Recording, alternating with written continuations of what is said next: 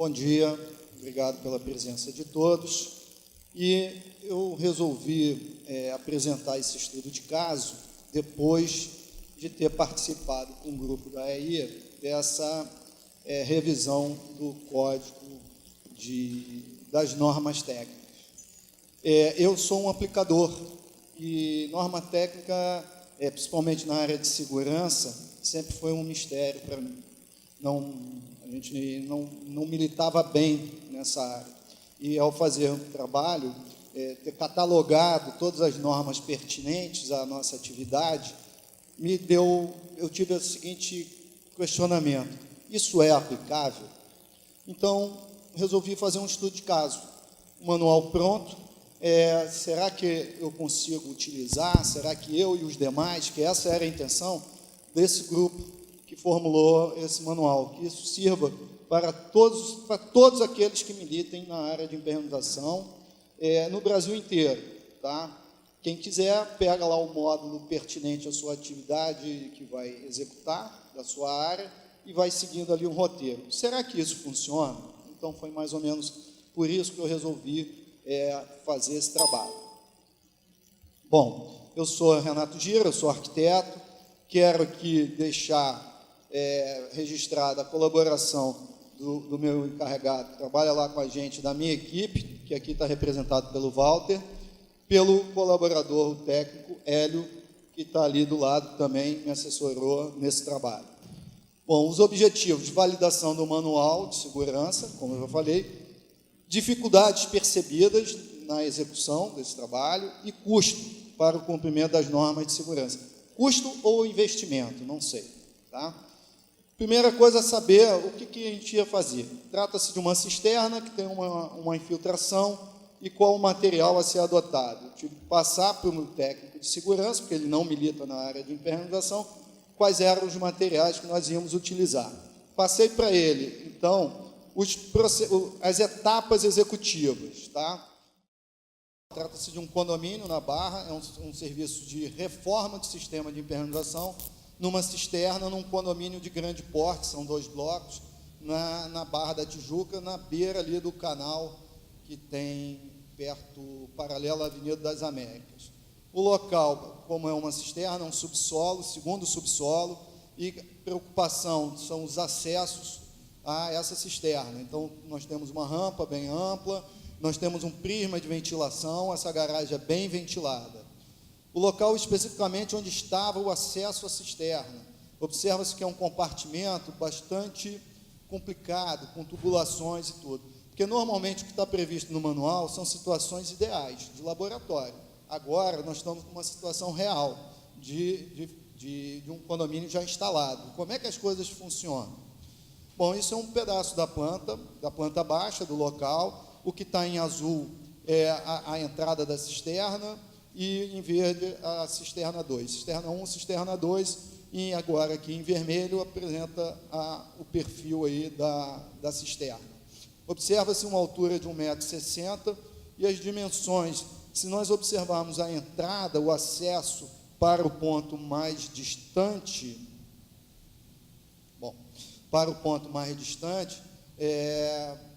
tem uma boa profundidade. Uma única entrada, uma única ventilação. Isso aqui é uma foto interna, ainda antes de iniciarmos os trabalhos, já estávamos com a exaustão, iluminação ali. Bom, uma vez conhecido o problema, conhecido os materiais e os sistemas, e conhecido o local em si, onde estava localizada a cisterna, a questão era conhecer as normas quanto à segurança do trabalho. Como é que a gente já conheço o local, conheço o sistema, sei como é que eu vou fazer, e agora vou adaptar às normas de segurança do trabalho. Por quê? Porque eu, como responsável técnico da empresa, me torno responsável pelo cumprimento das normas e pelos meus funcionários. Agora, eu quero fazer um alerta. Sou eu e é também o meu contratante, porque isso também é importante dizer. Meu contratante, ao contratar, ele também se torna responsável por aquilo que ele está contratando. Então, nós somos responsáveis, principalmente, cabe a mim o técnico da história tomar as providências cabíveis. E aí, me assessorei de um técnico de edificações e de uma equipe capacitada. Bom, uma vez conhecidos os princípios básicos, vamos ao manual. Nós tivemos o primeiro manual e agora a primeira revisão. A revisão, ela realmente ficou muito mais completa do que o primeiro, e seguimos, então, com ela. Pela primeira vez, eu vou abrir o manual. Primeira página, página 5, até então, até essas páginas, é a página dando os créditos, aquela coisa toda. A gente chega na página 5, nós temos o sumário. Ali está dito tudo que tem dentro do manual. E foi lá que eu identifiquei o tipo de impermeabilização que eu ia utilizar. Um sistema de impermeabilização rígida com cimento cristalizante, modificado com polímetro, em espaços fechados ou confinados. Opa, achei o que eu queria. Página 36 do manual. Legal, o manual tem o que eu preciso. Tá? Então, validei essa etapa. Fomos lá, então, na página 36. Lá na página 36, onde está aquele bonequinho ali, bem pequenininho, fala sobre espaço confinado. Ele ali me diz tudo sobre o espaço confinado. Qual é a exigência, se cabe no subsolo, se o subsolo é ou se não é, se a cisterna é ou não é. Ali está a definição. Foi lido, eu li aquilo e botei. Bom, não há dúvida que a cisterna é um espaço confinado. E a garagem, apesar de ter lido, eu vi que ali diz o seguinte, que havendo condições de acesso, mais de um, porque eu tenho escada, tenho elevador, tem rampa, tenho ventilação, pelo prisma de ventilação, aquele subsolo, aquela garagem, não era considerado espaço confinado, apesar da cisterna ser. O que isso importa? Isso importa na minha condição de ventilação futura para esses trabalhadores. Então, para onde eu vou ventilar é onde eu vou buscar o ar. Eu posso pegar esse ar do segundo subsolo. As rampas, o prisma lá no fundo, na segunda foto. Então, validei aquele item ali do manual. Fui para o item de baixo, que basicamente são os procedimentos do técnico de edificações, que cabe a ele dominar esse assunto. Bom, o que estava escrito ali? Ampliando. Tem PCMAT, PPRA, PCMSO, ASO e um monte de coisa que eu, como arquiteto, que sou responsável pela empresa, não milito nessa área, não conheço isso muito bem. Mas o que é essa sopa de letrinha? Essa sopa de letrinha está lá na página 8 do manual, nós temos as listas de siglas. E ali tem todas as siglas. Então, eu voltei aqui e vi o que eu preciso e o que eu tenho aqui em termos de sigla para eu entender.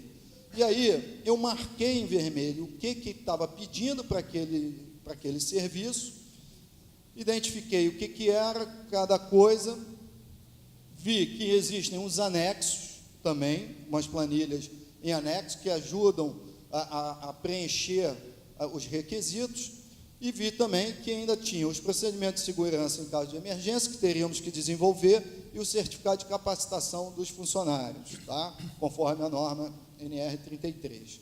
Bom, beleza, então aquilo me dá dizendo o que eu preciso. E aí, eu fui seguindo o manual, página por página, treinamento admissional, todas as exigências que iam ter.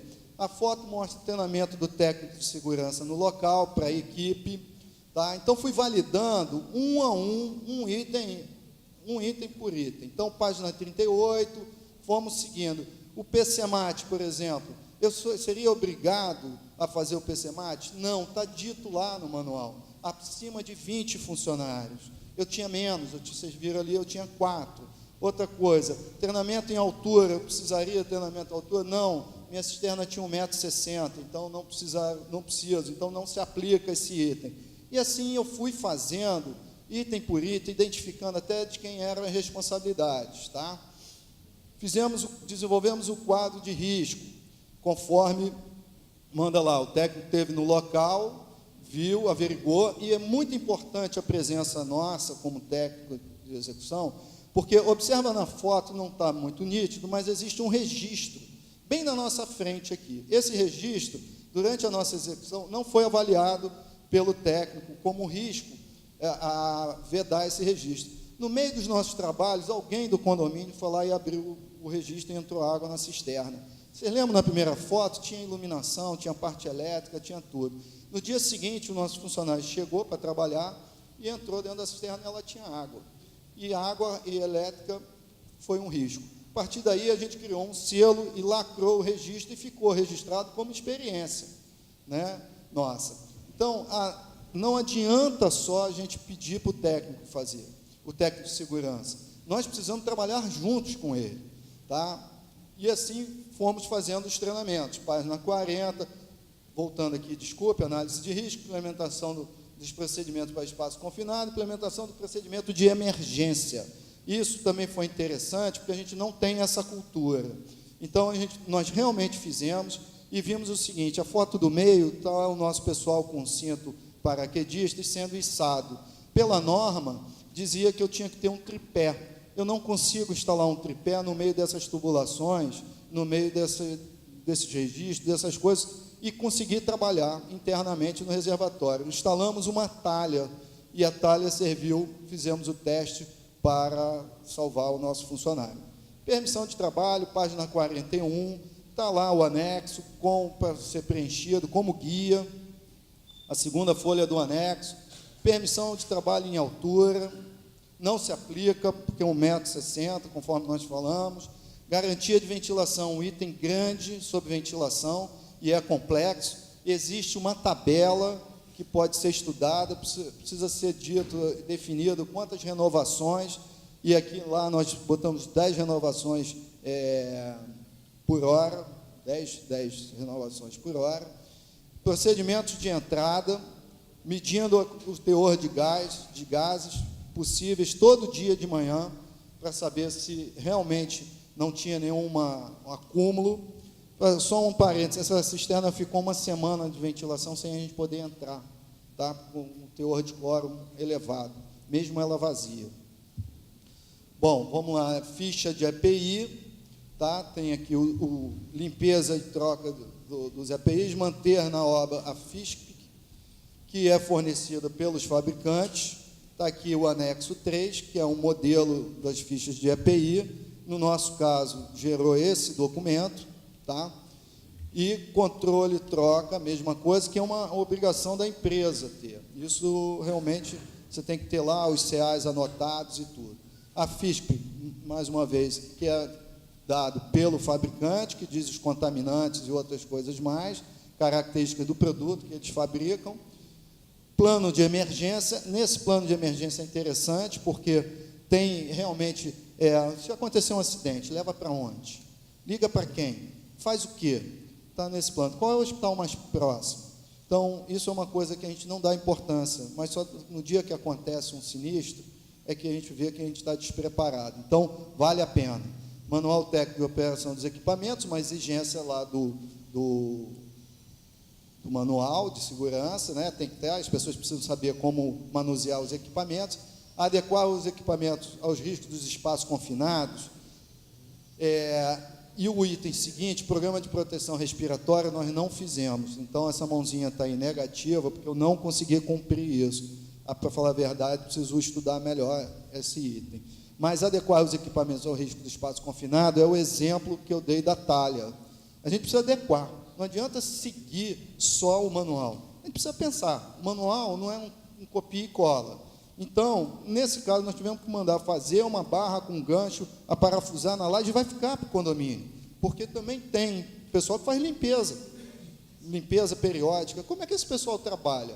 Vai ficar lá o gancho, eles vêm com a talha e instalam lá e trabalham com segurança. A foto do lado trata-se do tripé. Foi o que a gente conseguiu colocar. Um tripé todo troncho ali.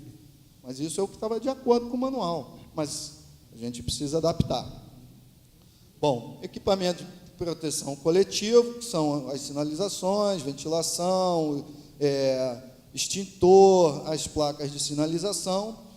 Então, validamos também, e o óculos de segurança, aqui, neste caso aqui, que não se aplica. Tá? Fomos fazendo todos os EPIs, tá? E fomos validando os EPIs, tá? Validando e utilizando.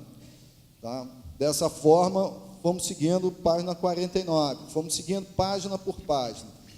E uma coisa que não está no manual, mas é uma obrigação de todas as obras, é o seguinte: a comunicação ao Ministério do Trabalho, cada vez que a gente começa uma obra. Eu também, estudando para fazer esse trabalho, descobri isso, que eu também não sabia. E aí, fui, então, no site, está aí em cima do Ministério do Trabalho, fazer a comunicação da obra.